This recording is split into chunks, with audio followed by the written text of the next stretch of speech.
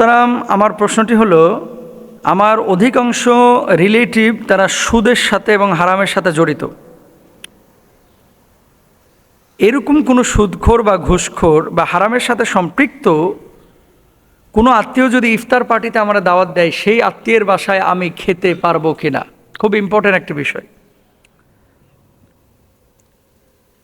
কেন এই প্রশ্নটা আসে? বিয়ের দাওয়াতের ব্যাপারে তো এই প্রশ্ন আসে না, বন্ধু বান্ধবের সাথে আড্ডাবাজির সময় প্রশ্নটা আসে না, ইফতারের সময় কেন আসলো?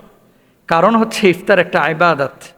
ইফতারের এই সময়টা বান্দা যখন ইফতার সামনে নিয়ে বসে, আল্লাহ তখন ওই বান্দাদেরকে নিয়ে গর্ব করতে থাকে। এই ফেরেশতারা, তোরা না বলছিলি যে মানুষকে বানায়েন না, এরা রক্তপাত করবে, কই? এরা তো রোজা রেখে আমার সামনে বসেছে, আমি আল্লাহ তাআলা তাদেরকে মাফ করে দিলাম। এভাবে আল্লাহ তাআলা গর্ব করে।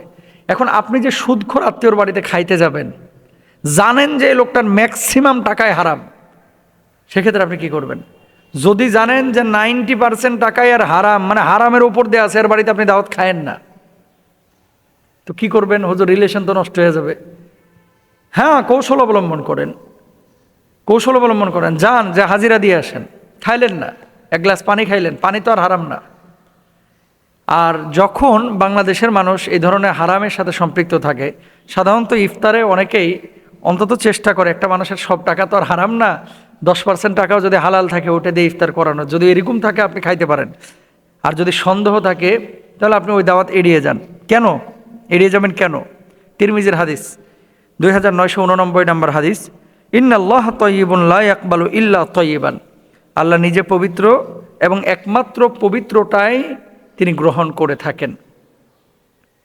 এটা গেল একটা। আচ্ছা, এখন কথা হচ্ছে, যেই আত্মীয়ের বাসায় আপনি গ্রহণ করতে যাচ্ছেন ইফতার, এখানে একটা বিষয় অনেকে বলে থাকেন যে তার তো সব বিষয় হারাম না, সব টাকা তো হারাম না, অল্প একটু খাইলে সমস্যাটা কোথায়? এখানে একটা দলিল আছে, দেখেন।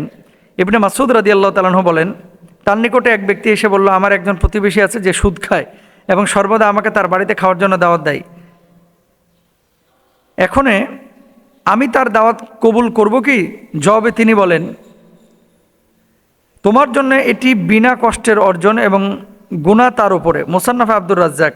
তবে জায়েজ হলো উত্তম নয়, কেননা রাসূল সাল্লাল্লাহু আলাইহি ওয়াসাল্লাম বলেছেন, ইন্নাল হালালা বাইয়িনুন ওয়া ইন্নাল হারামা বাইয়িনুন ওয়া বাইনাহুমা মুতাশাবিহাতুন ওয়া বাইনাহুমা মুস্তাবিহাতুন লা ইয়ামালুহুন্না। হাদিসের এবারটা আর একবার প্লিজ। কেননা রাসূল আকরাম সাল্লাল্লাহু আলাইহি ওয়াসাল্লাম বলেছেন, শুরু অংশটা বাদ যাবেন। কেননা রাসূল সাল্লাল্লাহু আলাইহি ওয়াসাল্লাম বলেছেন, ইন্নাল হালালা বাইয়িনুন ওয়া ইন্নাল হারামা বাইয়িনুন। নিশ্চয় হালাল স্পষ্ট এবং হারামও স্পষ্ট। হালাল ও হারামের মাঝে অনেক সন্দেহযুক্ত বিষয় রয়েছে যা অনেক মানুষই জানে না। তাহলে সন্দেহযুক্ত বিষয় থেকে দূরে থাকা, ইন্না বা'দা যন্মি ইসম।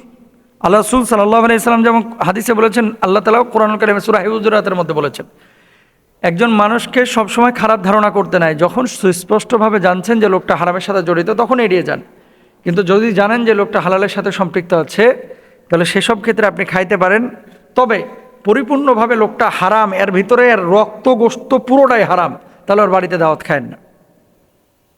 এখানে আরেকটি বিষয় আপনাদেরকে বলি, আত্মীয়তার সম্পর্ক ছিন্ন করা এটাও কিন্তু গুনাহের কাজ। লা ইয়াদখুলুল জান্নাতা কাতিআ বা কুত্তা। আত্মীয়তার সম্পর্ক ছিন্ন যে করে, সে ব্যক্তি জান্নাতে যাইবে না, এটা হাদিসের মধ্যে আছে।